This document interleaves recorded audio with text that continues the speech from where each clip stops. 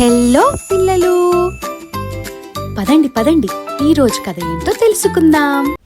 అనగనగా ఒక అందమైన గ్రామంలో రవి అనే ప్రేమగల అన్నయ్య, చిన్ని అనే చిన్నారి చెల్లెలు కలిసి ఆనందంగా ఉండేవాళ్ళు. రవి తన చెల్లి చిన్నిని చాలా ప్రేమగా చూసుకునేవాడు. చిన్ని ఎప్పుడూ నవ్వుతూ ఆనందంగా ఆడుకుంటూ ఉండేది. ఒకరోజు రవి చిన్నిని ఇంకాస్త సంతోషపెట్టాలని ఆలోచించి చిన్నికి ఏదైనా బహుమతి ఇవ్వాలి అని అనుకున్నాడు. తరువాత ఒక అందమైన పచ్చని చిలుకను ఒక బంగారు పంజరంలో తీసుకువచ్చి చిన్నీకి ఇచ్చాడు. చిలుకను చూసిన చిన్ని చాలా సంతోషపడి దానికి మిట్టు అని పేరు కూడా పెట్టుకుంది.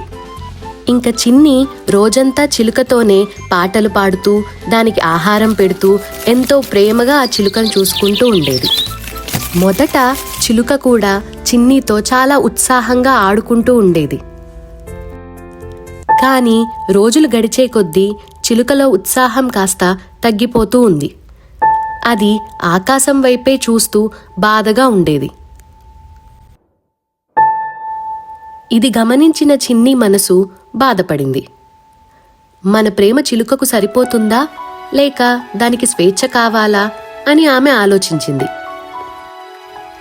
ఆమె తన మనసులోని బాధని రవికి చెప్పింది.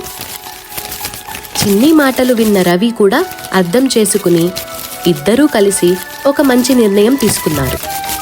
ఆ తర్వాత వాళ్ళిద్దరూ ఆ బంగారు పంజరం తలుపు తెరిచి చిలుకను వదిలేశారు.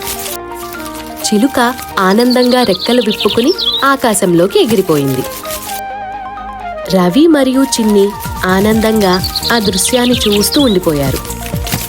అప్పుడే వారికి అర్థమైంది, ప్రేమ అంటే బంధించడం కాదు, స్వేచ్ఛ ఇవ్వడమే నిజమైన ప్రేమ అని.